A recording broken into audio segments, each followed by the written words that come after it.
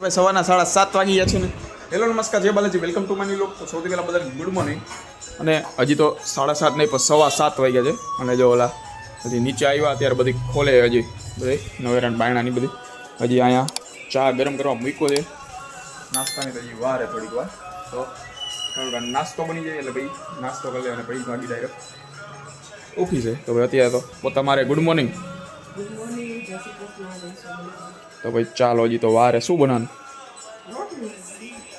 ચા. હા તો એ જ ને, બીજું રોટલી કા પૂરી જી કરવું. તો ચાલો, હજી વારે નાસ્તો રેડી થઈ જાય. નાસ્તો કરી અને ભાઈ ગાડી ઓફિસ. ચાલો, રાતના 9 વાગી ગયા છે ને ઓફિસેથી તો આવી ગયો 8:30 વાગે. પણ ખબર નહીં, બે મા દીકરી એક અહીંયા બેઠી હતી, અંદર અહીંયા ફોન જોતી હતી સીડીએ બેઠી અને પોતે બેઠા હતા બહાર. ક્યારના બહાર બેઠા હતા. મારે 15-20 મિનિટ બોલાવા જવા પડ્યા. મેં કીધું હવે રસોઈ કરો. તો કે હાલો હવે કરી. બાય અંદર આવીને કહી કે અમારે નથી જમવું કાંઈ એમ. તો મેં કીધું વાંધો નહીં, હું પાણીપુરી ખાઈ આવું. તો બે મા દીકરીને પોતાને નક્કી થઈ ગયું ઢોસા ખાવાનું. એટલે હોશિયારી મત ન હતા. આમને મારો નાઇટ ડ્રેસમાં આવીશ તું હે કાઢશે કોક ત્યાં રાખી દેવામાં ઢોસા બનાવવામાં. જો ઓલા તો ગયા અત્યારે કપડાં બદલાવા. હે હું કેસ રહી જવું હોય ત્યાં એમ રહેવું હોય તો લખાવી દઉં નામે નું લખાવું પડે. હે તો ટેબલ સાફ કરવા મને એમાં હાલે.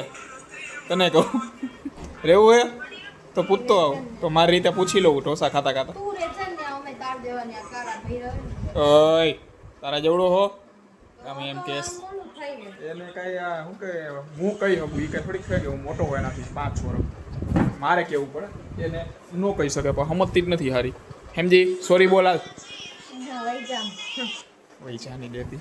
તો ભાઈ ચાલો, હમણાં તૈયાર થઈને આવે પછી પહેલાં તો વિડીયો ઉતાર લઈ અને પછી જાય ઢોસા ખાવામાં. પપ્પા આવે એટલે ચારે હાઈરે જાય. ચારે અરે તારે ગાડી લેવી જોઈએ બેટા. તારે ગાડી બહાર કાઢી લો. હાલ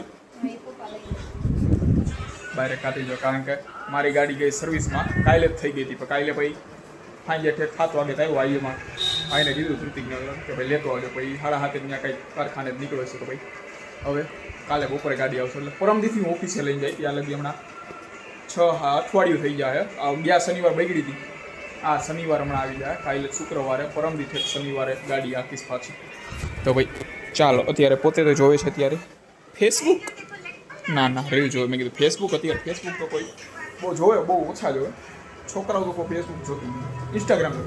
તો ભાઈ ચાલો, ફાઇનલી ભાઈ કેટલી વાર ટ્રાય કરી ત્યારે એક વિડીયો ઉતર્યો અને હવે જાય છે ગાડી લઈને. આજે આનું વિચારીને એક ગાડી કાઢવી જોઈએ. કાં આમ તો કોઈ દી કાઢતી ન હોય. દર વખતે જાય તો એક્સેસને મારું બાઇક હોય પાઈ જાય, પોતાને કાઢવી જોઈએ ગાડી. અને જાય છે હવે અત્યારે ઢોસા ખાવા. અને હાલશે નહીં. હે ખાઓ ઢોસા ભાવે? ચીઝવાળો ને એવો ખાવો તો બીજે જઈ.